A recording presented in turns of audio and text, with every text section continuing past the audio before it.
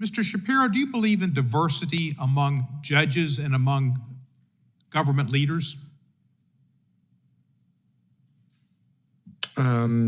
Depends how you define diversity. I don't define it as white men. That's what President Trump has appointed predominantly.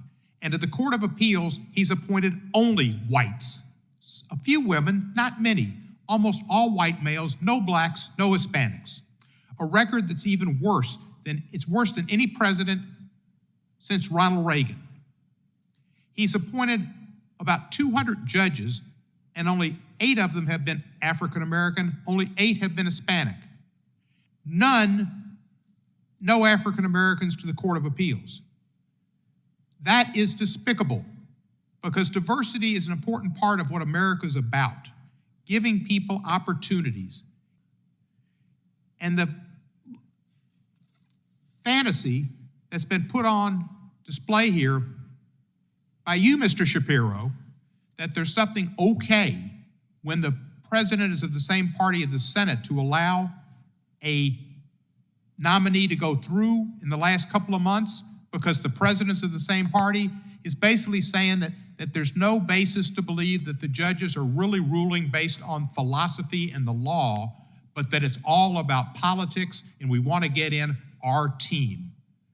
Because Merrick Garland should have been given a vote.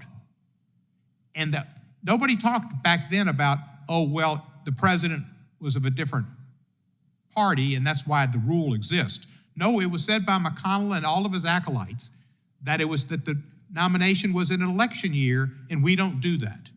And now all the hypocrites are turning around. The hair of the hypocrite is so apparent on the Republican Senate and on you, Mr. Shapiro. You mentioned about these judges becoming so controversial and being along party lines. I know you don't have much respect for the American Bar Association. I do. They look into each of the nominees and they rate them as qualified or not qualified. When President Obama nominated people, no person he nominated was considered not qualified.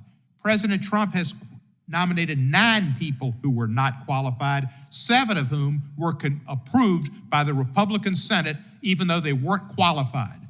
And some of those people had allegiances and respect of Confederate histories and didn't respect Brown versus Board of Education. And they're white people who don't respect the Brown versus Board of Education and want to repeal Roe v. Wade. What you have done with the Federalist Society is the end of the Supreme Court as we knew it, and you should be embarrassed. I yield back the balance of my time.